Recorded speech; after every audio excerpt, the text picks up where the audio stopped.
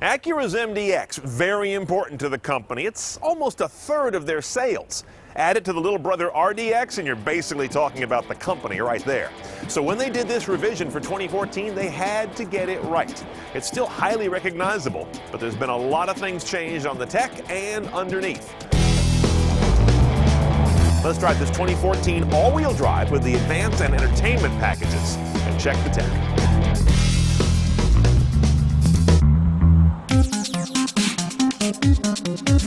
Now you'll notice the MDX is still very much the same kind of look. A little softer and thicker to my eyes, a little more Audi to be honest. It's 2 inches longer, but it didn't go to legroom for the front row passengers, more to the rear cargo space. Now to my mind it is, like so many vehicles in its class, a 2.5 row vehicle. There is a so-called third row of seating, but it's actually seating. Luckily, if you do need to use it for like groceries, it's easier to get to. Now they have an easier sliding second row technology. Now, if you haven't been in an Acura lately, this is pretty cool. Stacked, large LCDs, and they've revised the interface rather substantially. This down here on the bottom is a really good-looking and major improvement over what Honda Acura used to do for presenting media and such. Here are your sources. Let's take a look at these.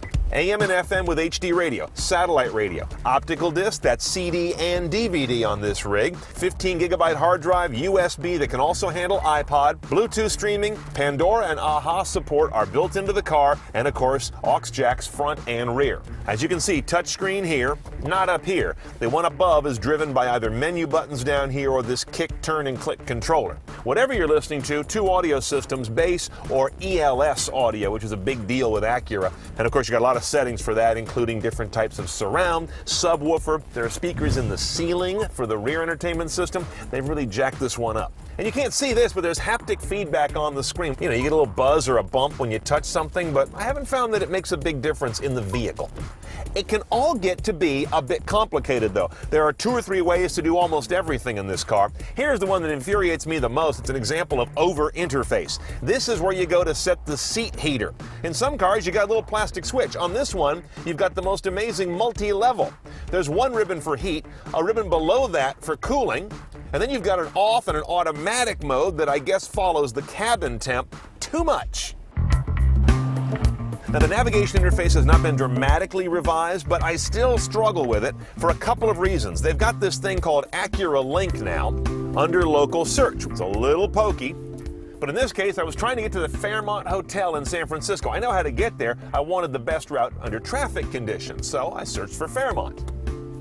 First of all, you can't do any of this while you're moving, so neither myself or anyone else in the car can enter using the keyboard. So then I was stuck with voice command. After the beep, spell the place or category name 1 letter at a time. Fairmont. Spell the place or category name 1 letter at a time. Hotel. Press the talk button to select a command list. Seriously? Fairmont. Pardon? No command was heard. Press the talk button and say a command. It didn't ask for a command, it asked for a place name, and then when I gave it a place name, it wanted a command. This was the most infuriating system ever for entering a destination while driving. Voice simply does not work, and it's fully locked out when you're rolling. And even when I pulled over, used the knob, entered Fairmont, and specified hotels, it didn't find the one in San Francisco. It found a bunch all over the country.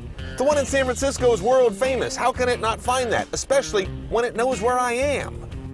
Big fail. Bottom line, it's going to be a big toss-up every time you drive this car. Are you going to use that nav or this nav? This works better. That one is supposedly less distracting. I don't think so, because I was really infuriated while I was driving.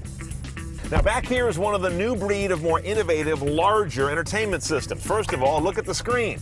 This is optional on the full trim MDX, but look at that thing. It's 16 inches super wide. And you say, well, why? How much can you stretch a DVD? You see it doesn't fill up most of the screen. However, what I can do, I can turn this into a dual screen watching 2 things on there at once. So I hit this dual guy right here. That moves my DVD to the right. I now choose my left source. I'm going to go HDMI, which is also very cool. And what I've got hooked up there is my Android phone, which has an HDMI output port.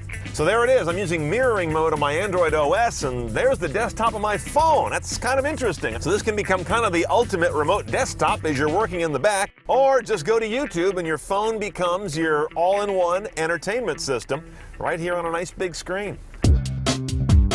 First of all, Acura gets some kind of an award for the lowest opening hood that I've ever shot under. So pardon me. 3.5 liter V6 down from a 3.7 in the last MDX.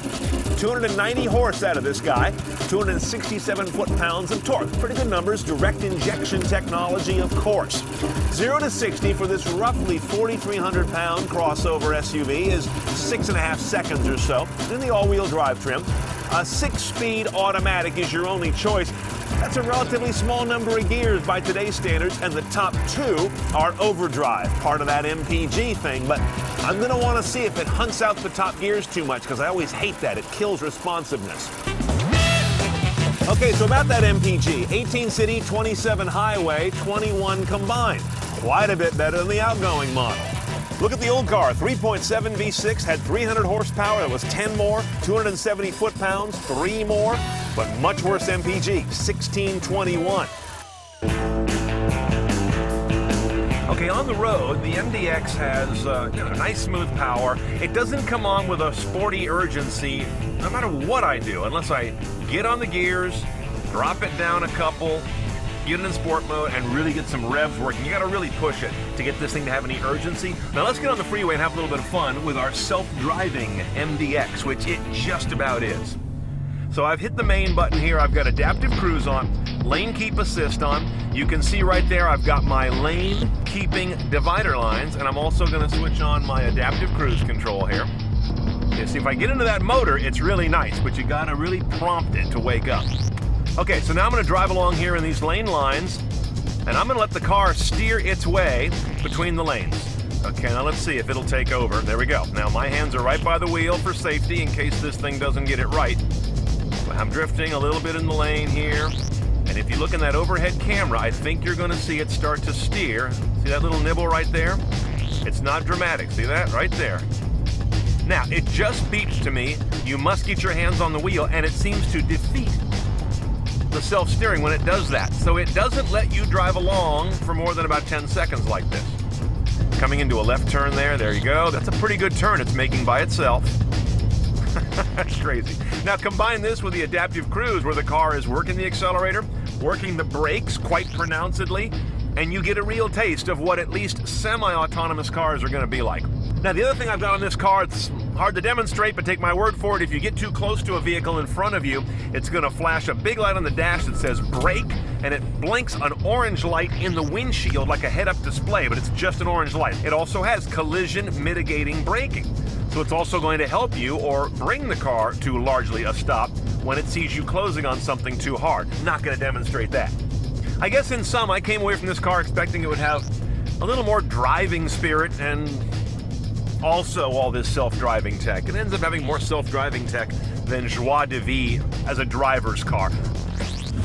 Our MDX is loaded, as I mentioned, all-wheel drive with advance and entertainment packages. That's top of the stack, so 57.4 with destination. About the only option I would add to go CNET style would be LED fog lamps for 5.5. You're at just a tick under 58 grand now. But if you want a lot of tech in the cabin, as well as helping to keep you in good shape on the road, this is one of the class leaders.